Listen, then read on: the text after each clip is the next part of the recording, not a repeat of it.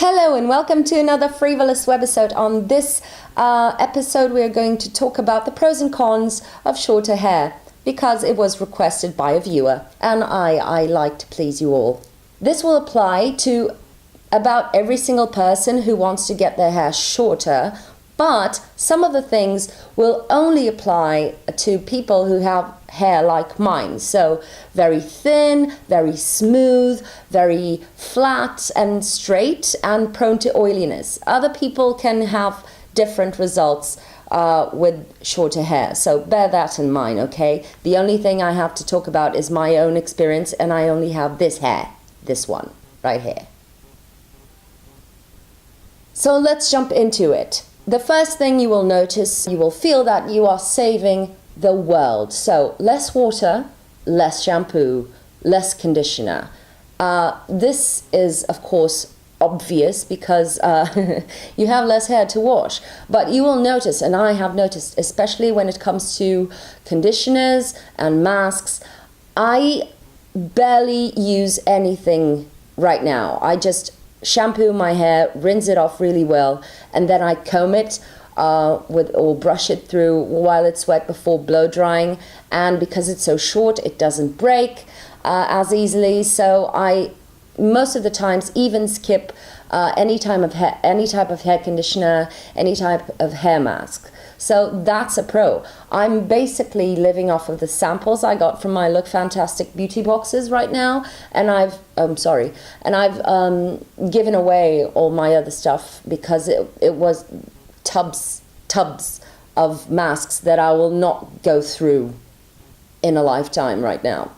The other thing you will notice is time saving. So you will wash your hair a lot quicker, and you will dry your hair a lot quicker because it's shorter. That goes without saying, right? I have to blow dry my hair in the winter, no matter what, because I don't know why, if I sleep with my hair wet or if I let it air dry during the winter, I get a cold.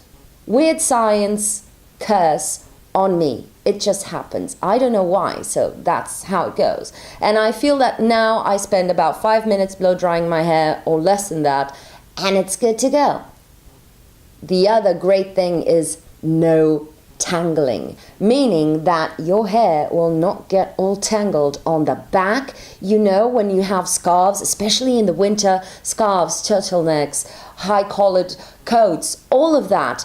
It's so annoying. Your hair gets all knotty in the back. You push your fingers through it and it doesn't move. It's really painful. Those knots are really hard to remove because it's like you're teasing your hair the whole day, constantly. So with shorter hair, that doesn't happen. I mean, shorter, quite shorter, around the nape of your neck. If it's longer than that, it will start to mess around with the fabrics the same. The other things that come with the time-saving stuff is your hair is so much quicker to style.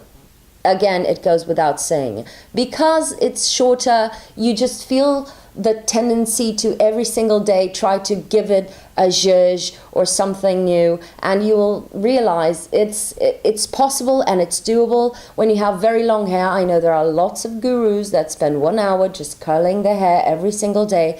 That's not my thing. So if I wanted, when I had longer hair, to do something to my hair, I would have to take a moment, a big break. And it would have to be a very special occasion for heat styling my hair because it took me a long time. And the other thing is that shorter hair, if you have flat hair and smooth, very smooth hair like mine, it doesn't, when it's longer, it does not hold the goddamn hairstyle for more than 30 minutes. And it's so frustrating because you can spend an hour and a half doing whatever you're doing, and then suddenly 30 minutes later you're out the door, the first wind blows in your face and your hair is flat again. It's so annoying. And the same goes with volume on the roots. It's easier to zhuzh up your hair throughout the day when it's shorter because that's not pretty. Come here.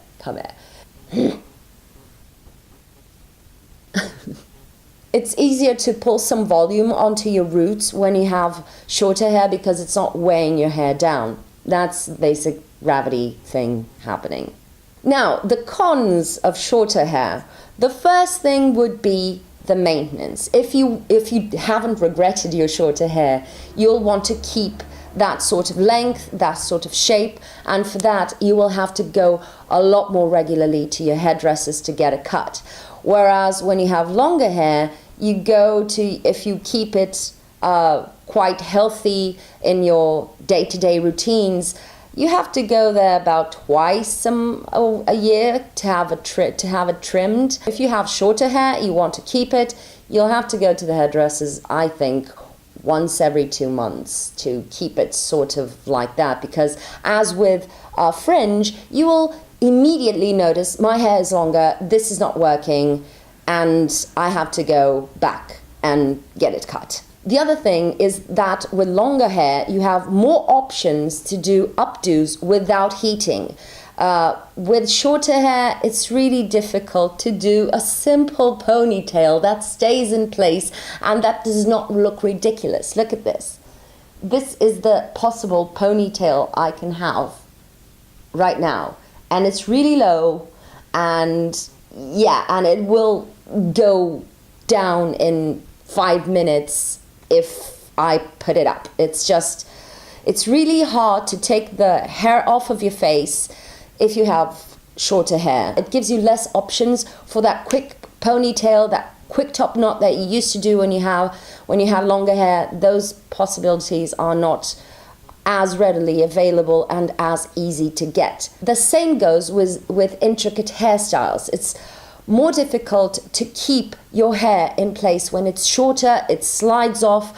I use a lot more bobby pins to pin my hair right now away from my face than I used to when I had longer hair. It's incredible, but it's true. The same with braiding, because it's too short, it starts to splay and just run away from the braid, and you come it back here, and you don't have a lot of solutions to take care of that unless you apply a lot of products to your hair. The other thing is that you will use less styling products, and you will use less heating tools also on your longer hair. As I said, of course, if you're one of those people that have that longer hair and you really need desperately to have the beachy waves every single day, this does not apply to you. But if your hair looks good to go, just letting it be, or just putting it up in a ponytail and you're ready, you will not use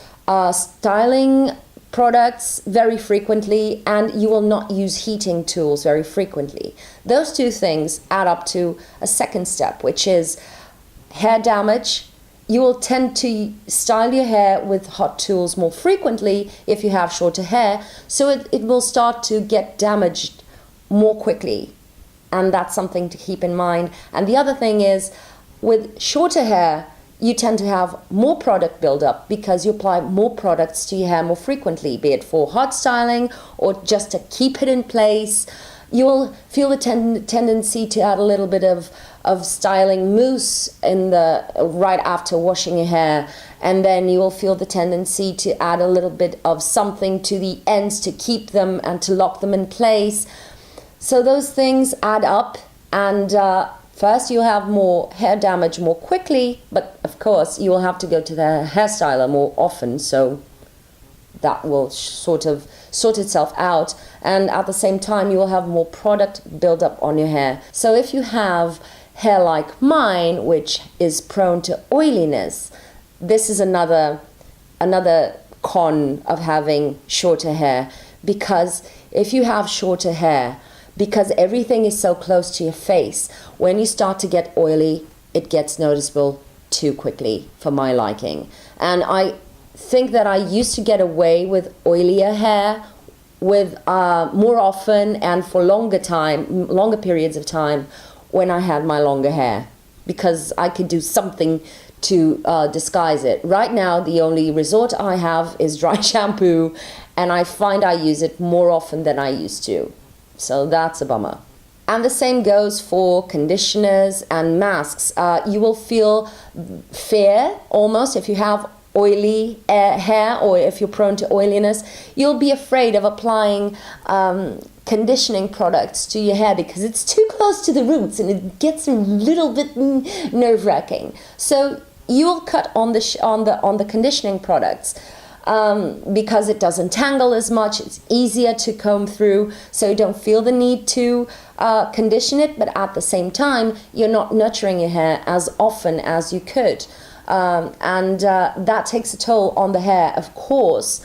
And if you do, I do use conditioning masks once in a while, just from basically my earlobes down and very away from my head.